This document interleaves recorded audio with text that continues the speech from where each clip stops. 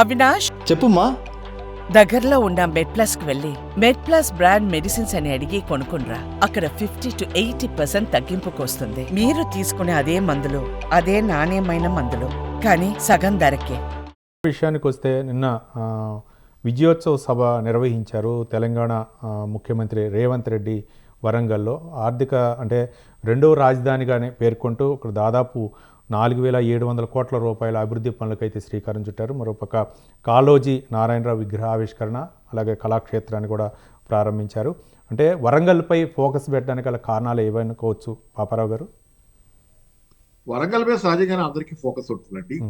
గతంలో కేసీఆర్ ప్రభుత్వంలో కూడా వరంగల్కి చాలా ప్రాధాన్యత ఇచ్చేవాళ్ళు. వాళ్ళు చాలా విషయాల్లో వరంగల్ కేంద్రంగా జరిగాయి. తెలంగాణకి ఒక రకంగా చెప్పాలంటే కల్చరల్ క్యాపిటల్ వరంగల్లే. రాజధాని హైదరాబాద్ రాజధాని చాలా ఇంపార్టెంట్ రాజధాని, కానీ ఏదైనా కానీ కల్చరల్ క్యాపిటల్. రామప్ప యునెస్కో గుర్తింపు పొందటం, అలాగే కాకతీయుల ఇది, అలాగే వరంగల్ ఉద్యమ కేంద్రం కూడా కదా. తెలంగాణ ఉద్యమానికి గుండెకాయ లాంటిది ఈ వరంగల్. అంటే ఉద్యమ కేంద్రంగా ఉన్న తెలంగాణ వరంగల్ని ఎవరు విస్మరించలేరు. దాని మీద ఇవాళ ఈయన సరే కాళోజీ విగ్రహాన్ని చేశారు అనేది, ఆవిష్కరించారు అనేది. దాంతోపాటు మర్చిపోయారే వీళ్ళు, బహుశా నాకు గుర్తున్నంతలో ఇక్కడ కాళోజీ పురస్కారం ఒకటి ఉంది. అది ఇవాళ నాకు కనపడ్డంతలో కాళోజీ పురస్కారం గ్రహీత ఒక ఆయన ఉన్నారు. ఆయనకు ఆ పురస్కారం ఇవ్వకుండానే అయిపోయింది అనుకుంటా నాకు తెలిసి. మరి అది ఏమైందో తెలియదు కానీ, మరి సరే ఈ కాళోజీ పురస్కారం ఈ కాసేపు పక్కన పెడితే, కానీ కేసీఆర్నే టార్గెట్ చేస్తూ విమర్శనాస్త్రాలు సంధించారు. ఒక అసెంబ్లీకి రండి, కాసుకోండి అంటూ కొంచెం తీవ్ర పదజాలం కూడా ఉపయోగించారు. అంటే ఇక్కడ ఈ నిన్న బూతుల భాష అనలేదు కానీ, బూతులు కాదు కానీ ఆయన మాట్లాడుతున్న తీరు నిన్న సందర్భం కాదు. తెలంగాణ అంతా ఒక ఇదిలో సెలబ్రేట్ చేసుకునే సందర్భం అది. ఒక సంవత్సర పాలన అనేది సరే ప్రతిపక్షాలు విమర్శిస్తాయి, కానీ ఆ రోజు వరకే అయినా రేవంత్ రెడ్డి గారు కేసీఆర్ ని టార్గెట్ చేసుకుని, లేకపోతే కేటీఆర్ ని టార్గెట్ చేసుకుని వాళ్ళు వ్యక్తిగతంగా లేకుండా పోతే బాగుండన్నట్లు ఆయన చేస్తున్నటువంటి మాటలు, కేసీఆర్ ని ఇంకా మళ్ళీ ఇక తిరిగి మొలకెత్తే ప్రస్తావన లేదు, కేసీఆర్ ని సమూలంగా ఇచ్చేస్తారు. ఇవన్నీ ఏంటంటే వ్యక్తిగత రాగద్వేషాల్లాగా ఉన్నాయి. ఎప్పుడో తనను అరెస్ట్ చేశారు, అది కూడా ఒక వీడియోతో సహా దొరికిన సందర్భంలో అరెస్ట్ అయింది. దాన్ని దృష్టిలో పెట్టుకొని కేసీఆర్ ఉండకూడదు, అంటే ఫిజికల్ గానే ఉండకూడదు అన్నట్లుగా ఉంది ఆ ధోరణి మొత్తం చూస్తుంటే. కేసీఆర్ మొలకెత్తనివ్వడం మళ్ళీ, లేకపోతే తెలంగాణలో బీఆర్ఎస్ ఇవన్నీ ఈయన ఇష్టం కాదు కదా.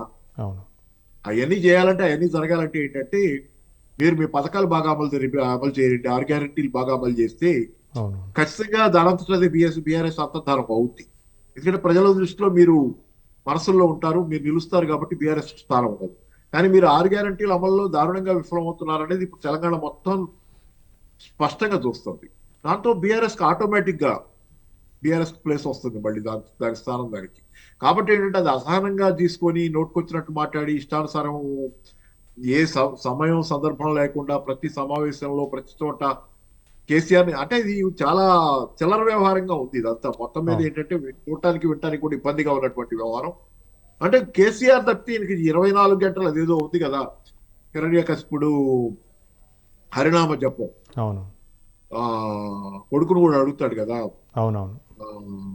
నాకు చూపిస్తావా హరి అంటే విష్ణువుని చూపిస్తావా, ఈ స్తంభంలో ఇల్లు చూపిస్తావు, అక్కడ చూపిస్తావు, ప్రహ్లాదుడిని అడిగి ఇట్లా 24 గంటలు హరి హరి హరి అని. కొడుకేమో హరిభక్తుడు, తండ్రి ఏమో హరి అంటే విష్ణువుకి వ్యతిరేకం. హిరణ్యకశిపుడు నిరంతరంగా కొడుకు హరినామ జపం చేస్తున్నాడు అనేది ఆ కొడుకును నానా రకాల శిక్షించినది. అంటే ఏంటంటే పరోక్షంగా అతను కూడా రోజు విష్ణు జపమే చేస్తున్నాడు, శత్రువు పేరుతో. ఇట్లాగే ఉంది ఇది. కేసీఆర్ రాత్రి పగలు, కళ్ళలో కేసీఆర్, పగలు కేసీఆర్, మాటల్లో కేసీఆర్, చేతల్లో చేసే ప్రతి పని కేసీఆర్ గుర్తులు లేకుండా చెరిపేస్తారంట. ఇట్లా కేసీఆర్ జపం చేయటం ద్వారా ఈరోజు కేసీఆర్ కి జరుగుతున్న నష్టమేం లేదు. తెలంగాణ ప్రజలు నష్టపోతున్నారు. ఈ ఏకపక్షంగా కేసీఆర్ నిర్మూలన కార్యక్రమం వల్ల తెలంగాణ ప్రజలు నష్టపోతున్నారు, తెలంగాణ నష్టపోతుంది. అది ఖచ్చితంగా ప్రజలు క్షమించాలన్నది మాత్రం నిజం.